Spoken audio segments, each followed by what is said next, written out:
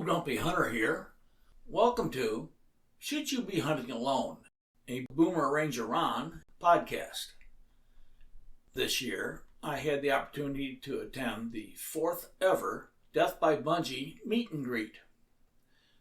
This was done in January, in a foot of snow, in temperatures that I was wondering why I was there. I met up with Boomer Ranger Ron, and like me, we've been to all 4 meet and greets. We both knew we were going to be there, and so we had scheduled this podcast.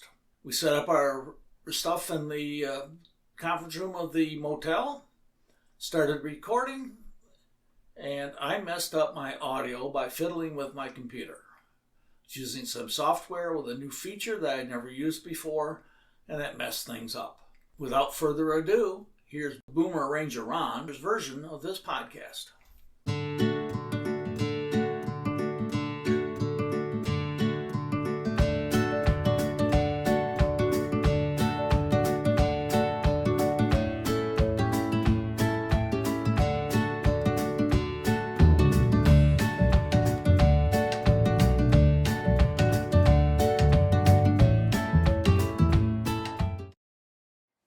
Good morning, Boomer Ranger Ron Bungee held at the Tioga Boar Ranch.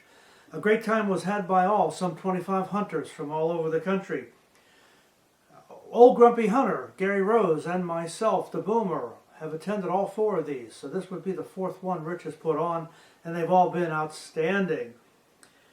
This year, when the 24 hunters did show up, we had some exciting hunts. One we just showed you recently, James and his wife Wendy from Minnesota. I think what you'll find here is when you bring a number of people together, all with a common interest, all willing to go hunting with crossbows, there's a lot to be learned. So Gary and I decided to spend some time in the afternoon from the hotel, the Microtel, to do a podcast. You're going to benefit from some nearly 100 years of hunter experience between Gary and myself, 2 aging boomers, with a lot to share with you. So do stay tuned. This is going to be very exciting. Thank you for watching.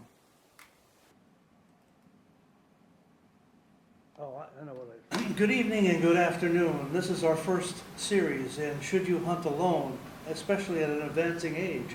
I have with me today none other than Gary Rose from Old Grumpy Hunter.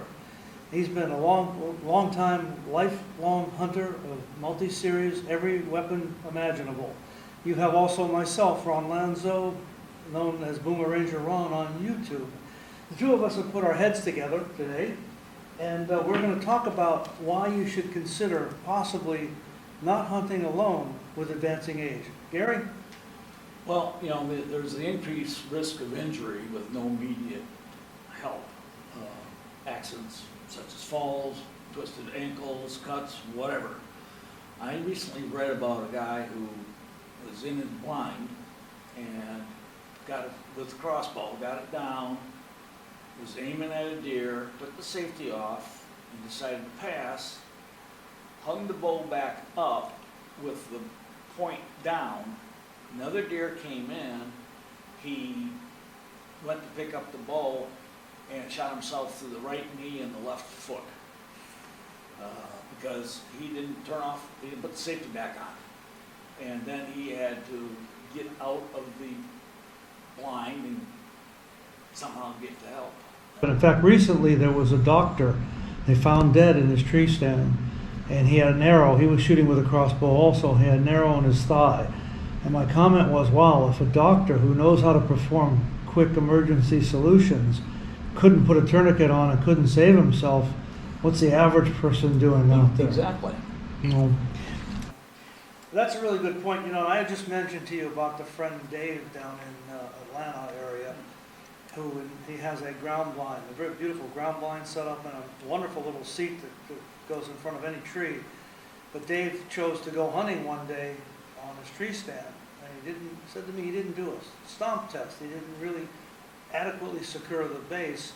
He fell from the tree. He broke his leg in 4 places on the right leg and 3 places on the left leg. And it cost them about $16,000 to get Air Express out of there in a helicopter. It is very dangerous, folks, to hunt alone. Anything can happen. You've got to be prepared. And I understand why people want to hunt alone. I mean, it's just a great exhilarating feeling being out there by yourself. But the flip side is probably better to have someone with you. Gary? Well, I hunt alone on my own property. Correct. I'm a little over 300 yards from my house. I've got a small farm. My wife knows where I'm at. I also have my cell phone with me. So if something goes wrong, I can always get help, either her or 911. When I go to Texas to hunt, I hunt with my buddy. We're always together. Right. There's no ifs, buts, or ands about it. When one of us is hunting, the other one's with him. I think that's really wise, and I'm guilty of hunting alone, not only on private property near my house, which again would be very easy to pick up the phone, call my wife. I did that recently, actually asked her to help me haul a buck out of the woods and get it on the platform so nobody would see us real quick. Difficulty in handling large game alone. You know, field dressing and hauling a large animal solo can be physically demanding and dangerous. 2 years ago, it took me 4 hours to get an 8-point buck off the mountain because I chose to go what I thought would be the easiest way. Down the hill would be easy and then up the logging road, as opposed to trying to come across the creek and all of, you know, the briars and things. 4 hours, multi-stops and waiting. You know, your heart rate goes up exponentially when you're trying to do that kind of exhausting work. Far better to have a plan, and that plan could be as simple as, why don't you just go to your truck and get the hauler and then come back for the deer? But more importantly, maybe have a friend come with you. Pick up the phone, call your friend, say, come give me a hand. Gary? Well, a few years ago, I shot a buck, not a big one, I'm not a trophy hunter, and instead of running away from me, it ran right towards me, probably went within 15 feet of my blind, and behind me is a slope and then a cliff. And luckily, the deer stopped sliding before it went over the edge. And I had to get my tractor and 200 feet of rope and get the tractor through all those trees and stuff. And I used the rope to get myself down to the deer, and then tied the deer to it. And then I used the rope to pull myself back up, hand over hand, because the slope there is very steep. I've been there for 35 years, and I have slid down that slope one time, and it wasn't fun. It tied the deer to it, and then I used the rope to pull myself back up, hand over hand, because the slope there is very steep. I've been there for 35 years, and I have slid down that slope one time, and it wasn't fun. Especially not at our age, right? Even 35 years ago, it wasn't fun. You know, it's ironic that you mentioned that. A gentleman came into the Bass Pro, where I have a part-time job in the boats department. A gentleman came in, and he was hunting locally, very locally. And he came in, he said, "You guys have a portable winch?" I said, "Well, we don't really have a portable winch. We have a winch on the boats, and we have a winch on the ATVs, but we don't have a portable winch." But that opened up a whole new thing to me. If you had a portable winch, you could attach the winch to the deer, tie it to a tree, push a button, bring the deer up, move the rope to the next tree, push the button. These are the kinds of things you have to do if you're going to hunt alone at our age. You can't think about hauling a 200-pound deer out by ourselves. So I think we pretty much answered that question. You're better off hunting with a friend. How about navigation challenges and getting lost, Gary? I mean, what do you think of older guys and compasses? Well, it's not just older guys. I was at a pay-to-play place in Texas at night, and we were hunting pigs with my grandson. We both shot pigs, and mine had run off a little bit, and we went to find it, and we both got disoriented because we had made so many turns, and luckily with flashlights we were able to figure out where the blind was at, so we got back to the blind. But even on my own property, when I'm trying to find something in the dark, every tree looks the same, but every tree is different. Now you bring up a good point on darkness. You know, my buddy Peter, who decided to quit at 83, and we've been hunting together since 2017 on private property, his cousin's farm in Wallingford, a small 67-acre property. he felt uncomfortable at night in the dark in the woods, even walking in the woods, let alone trying to find a deer and dragging it out. Yeah, it's so easy to get disoriented. To help illuminate things, or any street lights or house lights to make bearings with. You know, I don't know. I mean, I don't like hunting in the dark unless I know where I'm at. right. Because strange places, even where we were at today, daylight, I got a little disoriented as to how we were going to go back to the gate. You know, luckily, the guide knew where we were going. Right. But if he told me to go to the gate, I would have been lost. You know, Gary, that brings me to an important point. I think there's a point at which, I'm a couple years older than you now, and actually I'm, as an original boomer, 1946 boomer, I'm looking at the big 8-0 about 9 months from now. There probably comes a time when you have to realize maybe we ought to just hunt with a guide. Maybe we ought to go to a preserve or go to a place that has the UTVs and ATVs they had today to move us around. Heck, they came at the end of the day with a backhoe and a payloader to pick up all the hogs. Yeah. You know, there was no way we would have been able to even walk out of there in that foot-high snow. So I think at some point you realize that if you don't have any buddies left that are alive, or you don't have some younger generation, a grandson or a son that wants to hunt with you, you probably should give it up. You probably should only go on guided hunts. If you're going to a place you don't know, it needs to be guided. Correct. You know, getting back to your property again, I mean, you own the place. You've owned it for years. You pretty much know it like the back of your hand. The suburban urban hunting I've been doing, it's 7.5 acre plots surrounded by houses all the way around. Impossible to get lost. If you fell down and hurt yourself, you could pick up your phone. You haven't lost a signal. Just recently, while we were together in Tioga for the boar hunt, for the 4th annual with Rich Wilson, I was talking to George.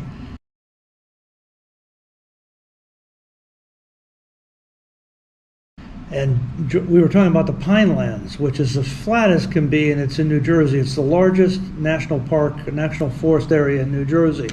It's flat, it's all pine trees. He said, you can get turned around very easily because everything looks the same. Exactly. There are no distinguishing rocks or big trees or things. Everything is exactly the same. He said the best thing you could do if you get lost at the Pinelands is just walk in a straight line. You'll eventually come to a road in New Jersey. But I can't imagine what that's like in the dark. At the Pinelands, George was saying, you get in the middle of the Pinelands and there's no cell service. Right. Now what are you going to do? And there's areas in our county that have no cell service. Okay. So, you know, I don't have to hunt in those areas because I got my own, but Right. other people, you know, they're This is a real hot spot with me because I got a couple hunting buddies that refuse to use their cell phone. I've been busting their chops for years now. Reliable communication strategy. If you're going to be in a wilderness area, which you probably shouldn't be at our age, carry a satellite communicator, personal locator, or use GPS apps.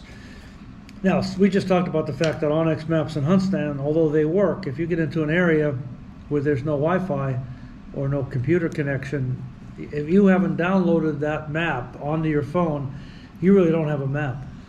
Or even in the Midwest where you live, I don't see aggressive game being a problem for even an older hunter.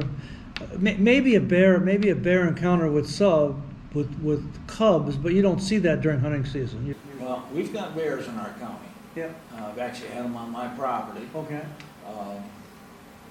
We got bobcats and we got coyotes, but a wounded animal, no matter what it is a mean, angry animal. That's true. That's very So true. even if it's a whitetail, Yeah. and if it's not fatally wounded, it can attack. I had a person working for me who got run over by a deer. Wow. That he got beat up pretty good. Well, they can hurt you with their tines, with their antlers. They can hurt you with their hooves. Yeah. They have a lot of different ways they can inflict pain. So You know, let's go back one more time to what happens. For sure, elder statesmen like us. I refuse to admit old. but elder people like us, Experienced people. people with lots of wisdom, right? Yeah, well, sort of. How about those two young boys just got struck by lightning out in Colorado at Yeah. 10,000 feet? They were 29 years old. That was strictly so freak of an accident. Correct. And that's all it was. It wasn't like they planned to get struck by lightning. It's There's just- no cover at 10,500 feet in Colorado. Exactly, there was no cover, Yeah. and the best cover would have been for them to lay flat. But, you know, it's a natural disaster like that. I don't call it a disaster because it definitely was for their families. Correct. There's no way to prevent that. That's true. All right, well, let's switch gears again, because both of us have been to doctors on a fairly regular basis. Both of us have overcome, knee surgeries or replacements, or maybe even more serious things like cancer. What can happen to someone out there our age, medically, let's say, alone?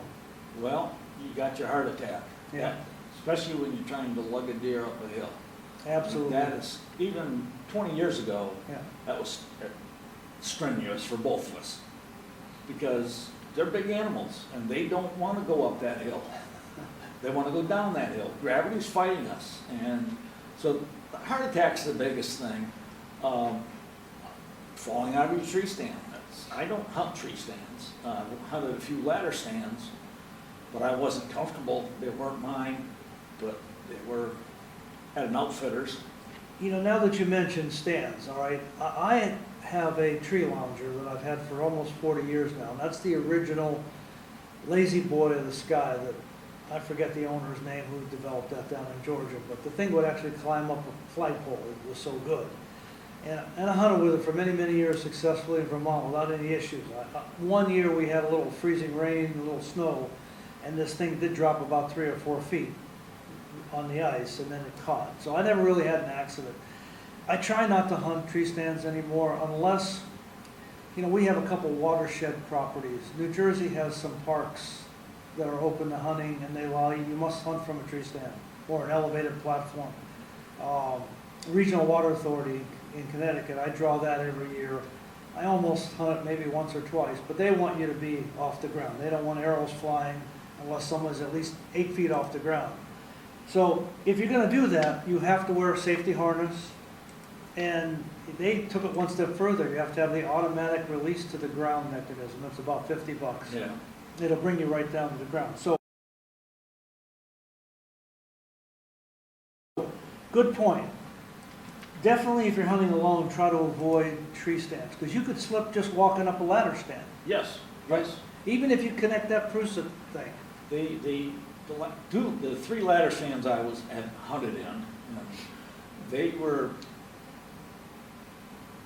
like climbing a set of stairs. They were climbing a ladder. Right. And they weren't at the proper angle for a ladder, in my opinion. But I always had 3 points of contact, always. Yeah. It's either both feet in one hand or both hands in one foot. And I left all my equipment on the ground And then hauled it up. and Use brought a it haul up on Yeah. a tether. Yeah. I hunt out of a elevated box blind that it's got stairs to get to. It's Right. not, and same thing when I go to hunt with my buddy in Texas. This is higher up than mine, and it's got a nice set of stairs. All right. Gary, I want to switch to something that's really hot with me, because I've been trying my damnedest to get into shape the last couple of years. And I guess I'm kind of proud of the fact that I did finally lose some weight. I did keep it off for 3 years. Physical fitness and endurance. Excuse me. Solo hunters need to be in top physical condition to handle the demands of hiking, hauling gear, potentially packing out heavy game animals alone. Lack of fitness can lead to exhaustion and injury. What's your feeling, Gary? That's true. I mean, today, Ron and I were just hunting at Tioga Boar Preserve in Tioga, Pennsylvania. And they had about 12 inches of snow on the ground.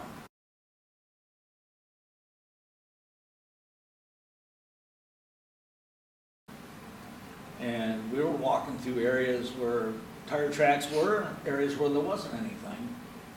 And this place is covered with logs laying on the ground, timber that's fallen. Well, you can't see that in the snow. And you step on it, you can easily roll or slide, and that's a problem. Plus, the extra weight of the winter clothing we had on puts a bigger demand on your physical. Well, you hit the nail on the head. I had a second layer of bibs over the top of my regular insulated bottoms. And yeah, when I went back for the afternoon hunt, I said, I have to take these off. I had too much clothes on. I couldn't walk properly. I'm also walking with a Primo stick now almost all the time. And I think it might be better if you actually got 2 walking sticks at our age, because you definitely get a better form of balance that way. I'd recommend that. Highly. And this goes back to what we just talked about having a heart attack. I exercise, although it doesn't look like I exercise, but I exercise, especially in the summertime, on a regular basis. And I ride bicycle during the summer. That's good stuff. And I ride it at the gym also during the winter, and I'm motivated.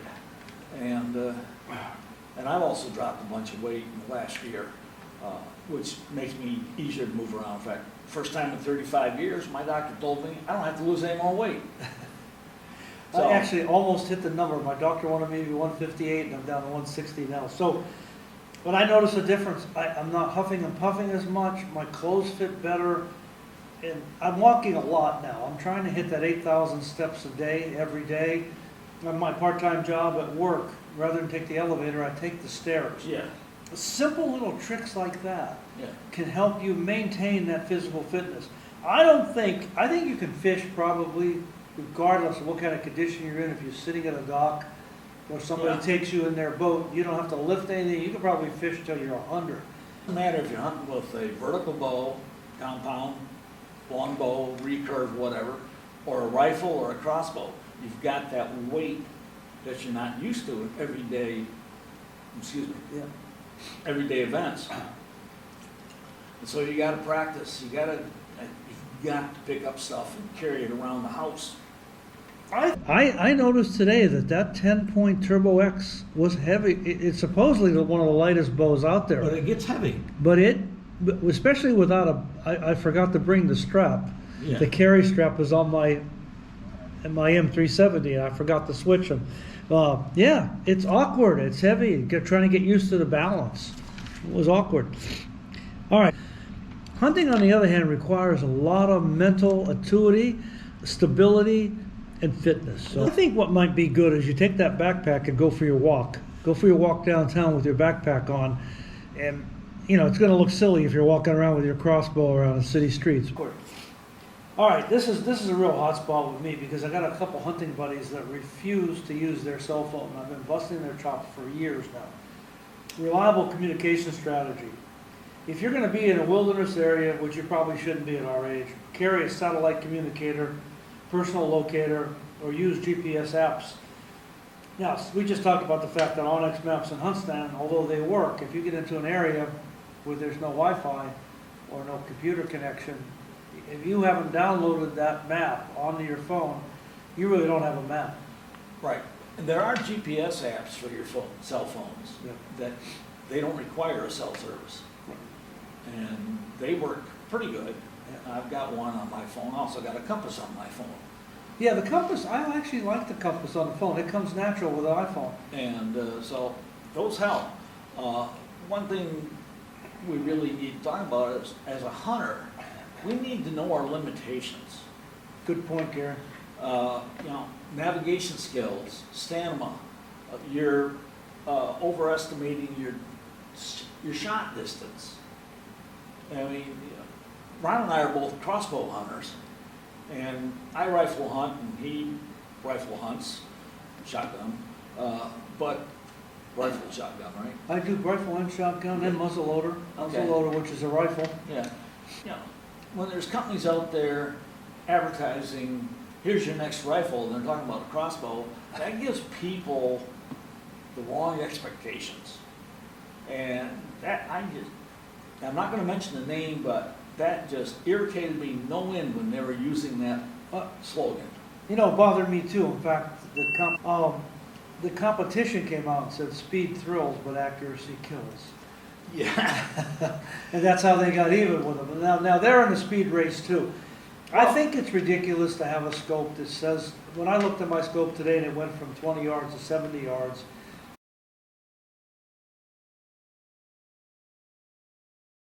I turned the dial on so it lighted up, and I tried to be sure I picked a 25 yard or 30 yard. It's complicated. It's not as simple as the old crosshairs before. Right. They're encouraging people to think that they can kill an animal at 50 yards. I shot this hog today, and the guide said I had to go underneath a tree. I had to shoot under a branch to reach this hog. And you can't shoot beyond 30 yards accurately. Things can happen. With crossbows, and a lot of people have disagreed with me on this, but there's a rule of thumb that you take your rated feet per second and divide it by 10, and that's your max yardage. Interesting. So- So 400 feet, 40 yards. Right. Good point. And, but you were talking about your scope. My scope's got 20, 30, 40, 50, 60, 70, 80, 90, and 100. Wow. And there's no way I'm gonna try a 100-yard shot. Not at an animal. Well, the wind can affect the arrow in flight. You can hit it. You can't see a branch 50 yards away. There's so much stuff that can interfere. Wind, The animal could move. well, The with the animal could flight move. time at 100 yards being close to a second for a lot of things, animals can move. And Mine happened to me today when I thought I was aiming behind the front shoulder. Maybe the animal didn't move, or maybe I moved, but instead of hitting an inch behind the shoulder, I hit the shoulder square on. yeah, And that's the kind of mistake you make at 20 yards. Imagine you can't magnify that at 50. and further out, you've got a cone of error. Further out, the error cone gets wider. All right, I'm going to get to something that's really hot on my thing, because I've been to Colorado on elk hunts now with buddies on public land. Now, I've always had two buddies with me. We've always had horses, but we always kind of knew where we were, always covering for each other. But you should consider these as good starting points when you give a series of more well-rounded. But I also think that in reality, it's much safer to hunt close to home than even to consider a major big woods or wilderness location out in the Rocky Mountains. So many things can happen when you go to an area that's half the size of the state of Rhode Island. You can so easily get into trouble. You could slip and fall. You could sprain an ankle. You could get disoriented. I think every senior citizen who hunts should be hunting with someone, and they should definitely not be doing wilderness hunts without a guide. Right, and I've looked at some of the elk hunts that are, excuse me, some of the elk hunts that are available out in Colorado, Montana, and they said, well, they're semi-guided. We're gonna drop you off and pick you up in a week. And it's like, okay, I wasn't planning on taking a tent with me, and I don't know that area. I've never put in for an elk tag in Kentucky because I don't know that part of the state. And the chances of getting one are slim to none, but.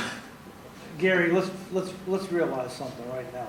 An average bull elk weighs about 800 pounds. Or more. Or more. And I think a cow probably weighs 500 or 600. There's no way you and I are taking out not even a quarter of it in a backpack. We're making 6 trips. No. We would be exhausted.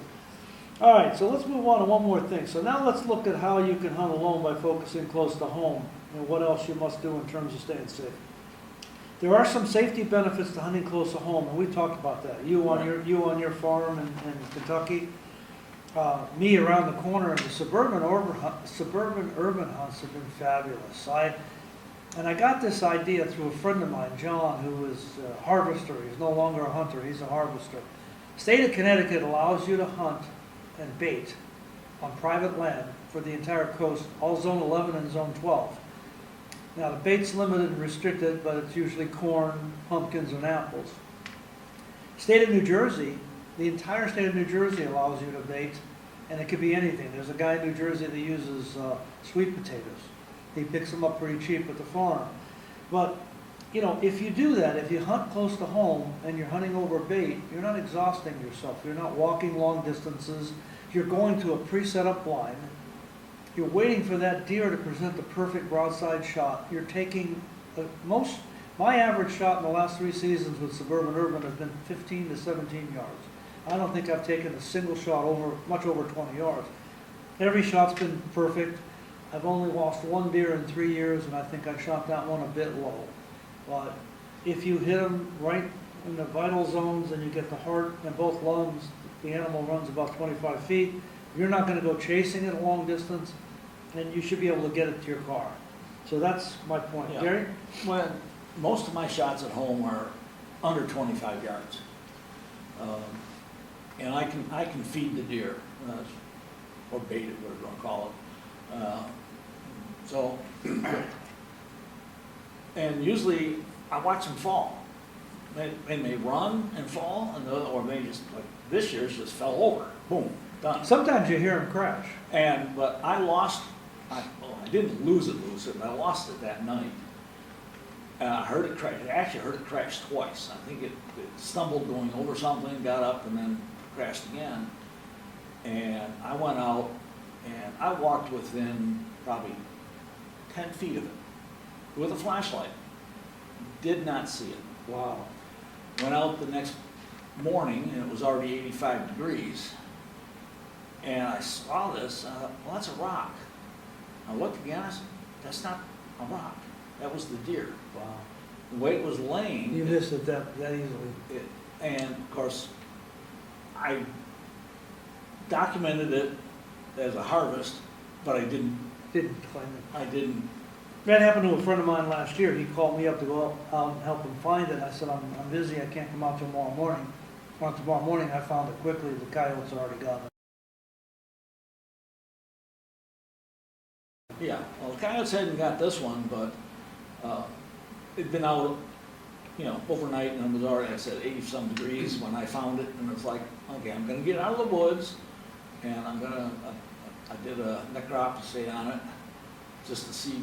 Do you remember when we were, to go back for a minute, do you remember we were talking about how easy it is to get in an accident, have something happen to you? 2 years ago, during the gun season, shotgun season in Connecticut, I was sitting on my stand up against a tree.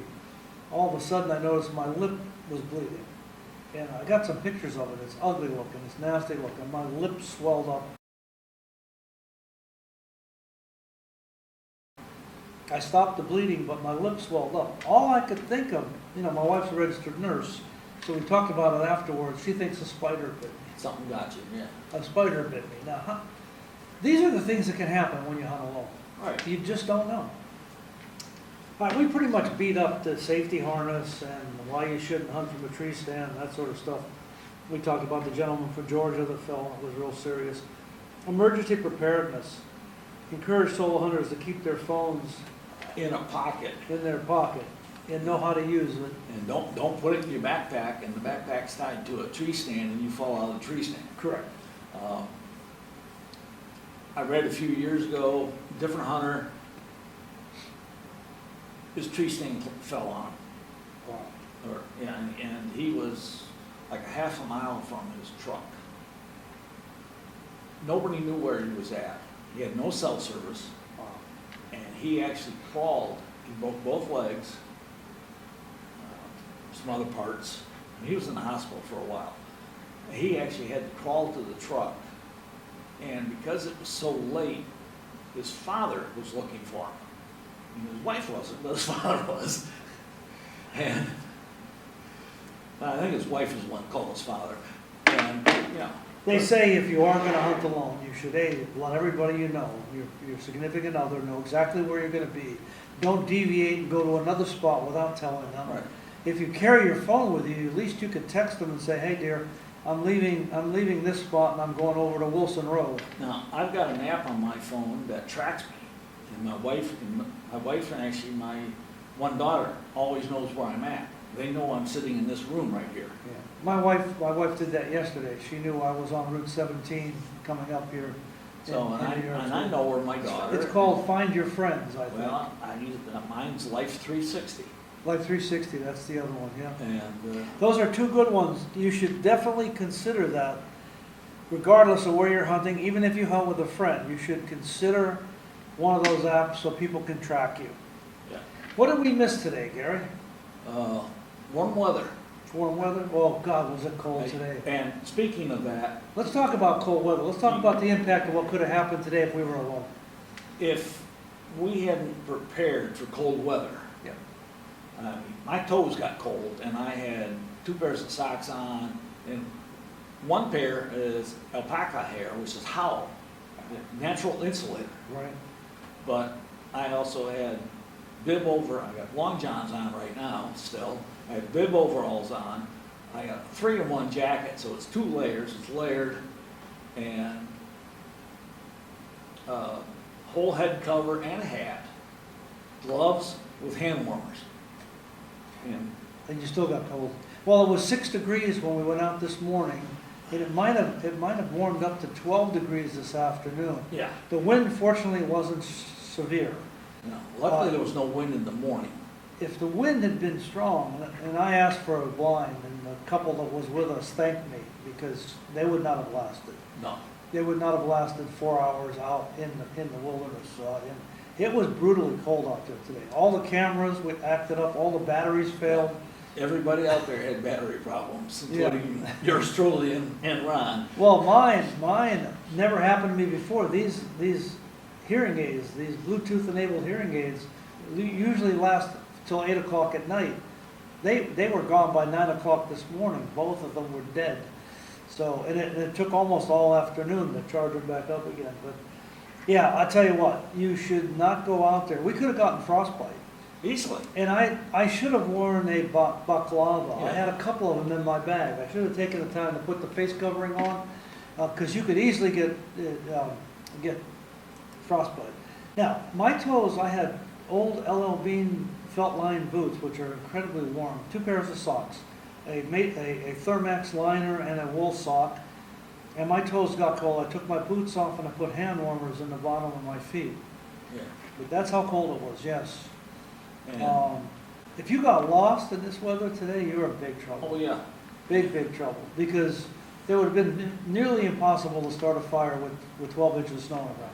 And with that snow, if I was by myself hunting the area I was in, and if I had rolled my ankle over one of those logs, I mean, I don't know how many acres we were in, or how many tenths of a mile, half a mile or more from the nearest road.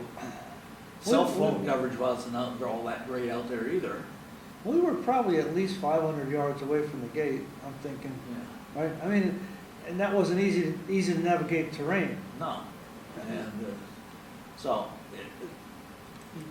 at anybody's age, but especially seniors, you gotta have people know where you're at or be with you, or else you're gonna be in a world of hurt. There was a great lesson learned today. John the son, and Emery the father. And he was a year younger than me, 78 years old. And he said he really never hunts alone unless it's in the neighborhood. And if he needs to get a deer hauled out, he calls his son. Well, I go get my tractor. Yeah. You're lucky. You're absolutely lucky. Well, folks, I think Gary and I have really covered. Gary, thank you, old grumpy Hey, hunter. you're entirely welcome, and thanks for inviting me into your podcast. Well, let's see how this goes. I understand people are interested in podcasts. There's a lot to learn. We shared we shared what? Probably close to 100 years of hunting experience today, right? Yeah, A I lot, started a lot of hunting, wisdom. let's see, I started hunting when I was around 12 Yeah, you beat me. I think I started around 22. with a single shot bolt action 22 Wow. and a single action bolt action 410. And I still have both those. You know what? Those were the days when you were allowed to do that. Right? Parents, you had parents. I had my grandfather Yeah. or my father, or when my brother was old enough, he had to be 16 so he could take me hunting. I got it. Yeah. And but he didn't. You were want doing squirrels and rabbits, I'm doing thinking, right? squirrels, rabbits, Yeah. ducks. Ducks too, yeah. Yeah. With the 410, you were doing ducks. Well, By that time, I was doing a 16 gauge double barrel. Okay. Yeah. I'd gone up. You still have that one? Still got that one. My 12 gauge is 2 years younger than I am. Wow. I don't think I have any of my old relics anymore. I sold the L.C. Smith. I gave the Parker to my son. Parker's a classic, made around 1917. It's 16 gauge. Well, this 22 was made by the Ivan Bicycle and Rifle Works. Interesting. And it was my grandmother's, my mother's mother, when she was a kid. Do you know those were sold by Sears Roebuck too? Probably. Yes, Sears Roebuck sold those. I bought a couple Mossberg 20 gauge pumps. They were really sold right after World War II. They sold for $28 back then. Yeah. And they still shoot. They still shoot quite well. Interesting. All right, as I said earlier, I think we really covered this pretty well. We may have a follow-up session of this, depending on how well it's received by our joint audiences. Do tune in to Old Grumpy Hunter. He's got a lot of great experience, especially when it comes to crossbow hunting, shooting, bow speeds, and that sort of stuff. And check out Boomer Ranger Ron. Thank you, Gary. I appreciate it. Somehow I don't get all your videos, but I watch, yeah. You know, I think YouTube's playing games lately. You know, you click on that, you want to follow it. You click, you want to receive all, but they're controlling who they send it to. But then I don't watch your cooking videos. I'm sorry. You know, I'm more. You would learn something.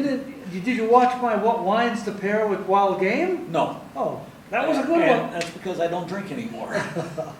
I gave that up All right. almost 6 years ago. Good for you. Good for you. And Well, I think I've had, well, see, I was coming back from the Netherlands in August, and I had a half ounce of champagne, good for you. and that was horrible tasting. Was it?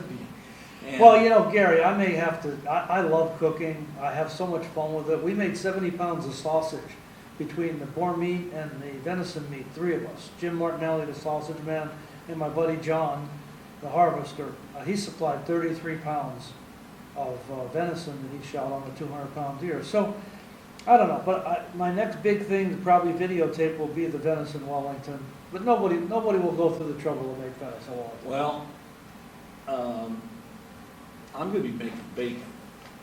Yeah, I understand. That's cool. And, You gonna do it from this pig? Yeah, actually, I got meat in the freezer for Yeah. bacon Okay. from another pig, Why don't you shoot a video on that? See how it's done. and I do a wet cure. Yeah. And What's the curing process involved in that? I got to look the recipe up. Okay. Yeah. All right. But it's all done in the refrigerator. Yeah. Once it's all Yeah, mixed together. Right. Yeah. And you got to flip it over and squeeze it and mush it. And Salt's involved. I'm thinking. there's salt in there, Yeah. and there's brown sugar, and there's other seasonings. Gary, I'm going to send you something very simple, and you're going to love it, and that's the venison pastrami. It is a crowd pleaser. It is so easy to make. You cure it. You cure it with Morton's curing salt and some seasonings for 5 days in the refrigerator.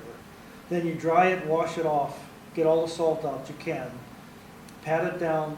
You can put a little bit of brown sugar on, a little bit more pepper. It goes in the oven. You cook it to internal temperature, gets to 155. Take it out. When it cools, you refrigerate it. You can slice it. It's easier to slice, frankly, I think, with a knife, with a sharp knife. But I also have a slicing machine with a serrated blade. It tends to tear a little bit more, but makes wonderful sandwiches on rye bread. Fabulous. My son-in-law tells me if you use coleslaw, it's a Rachel. If you use sauerkraut, it's a Reuben. No, it has to be corned beef to be a Reuben. Does it? Yes. Well, we call them Reubens. All right, once again, Gary, what a great session, and we may do this again, so you guys stay tuned. Yep. Thanks so much. Thanks for watching. Appreciate it.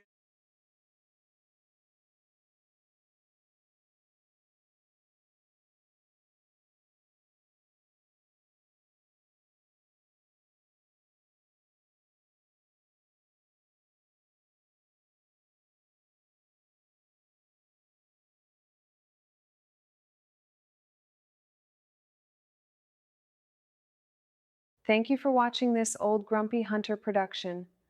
Please give it a thumbs up. Please subscribe if you have not already done so. And don't forget to click the notification bell. Share this video with your friends. It helps the channel and Old Grumpy Hunter reach more people.